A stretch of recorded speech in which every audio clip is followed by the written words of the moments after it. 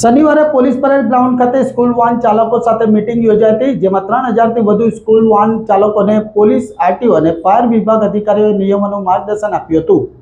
આ પ્રથમ વખત જ છે જ્યારે શહેરના 3 તંત્ર દ્વારા એક સાથે તમામ શાળાના વાન ચાલકોને માર્ગદર્શન માટે એક સ્થળે તેડાવાયા હતા। સ્કૂલ વાનમાં બાળકોની સંખ્યા નિર્ધારિત કરવાના ફતવાના મામલે અમલ થવા સામે સ્કૂલ વાન ચાલકોમાં ગણગણાટ શરૂ થયો છે। ઓછા સંખ્યામાં બાળકો બેસાડાય તો વાલીઓનું ભારણ બેવડું થઈ જાય એમ છે। જો કે હાલ આ મામલે સ્કૂલ વાન ચાલકો સાથે મીટિંગ યોજી હતી અને આગામી સમયમાં આ મામલે નિરાકરણ કરવામાં આવે તેવા પ્રયાસો કરવામાં આવશે।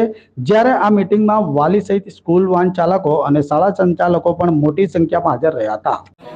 સુરત શહેર ટ્રાફિક શાખા દ્વારા આજરોજ માનનીય પોલીસ કમિશનર શ્રી અને જોઈન્ટ પોલીસ કમિશનર શ્રીના માર્ગદર્શન હેઠળ સમગ્ર સુરત શહેરમાં સ્કૂલ રિક્ષા અને સ્કૂલ વેનની એક મિટિંગનું આયોજન હેડક્વાર્ટર ખાતે કરેલું છે, જેમાં 500થી 600 જેટલા રિક્ષા ચાલક અને વેન ચાલક અત્યારે હાજર છે।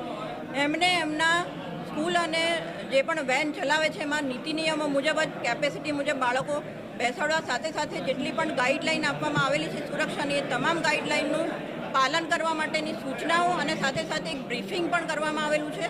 આમ છતાં પણ જો કોઈ પણ બાળકોની સુરક્ષાને ધ્યાનમાં રાખી અને પોતાનું વાહન જે છે એ ગેરકાયદેસર રીતે અથવા બેદરકારીથી ચલાવશે તો એમના વિરુદ્ધ ચોક્કસપણે સુરત શહેર ટ્રાફિક શાખા દ્વારા કાર્યવાહી કરવામાં આવશે।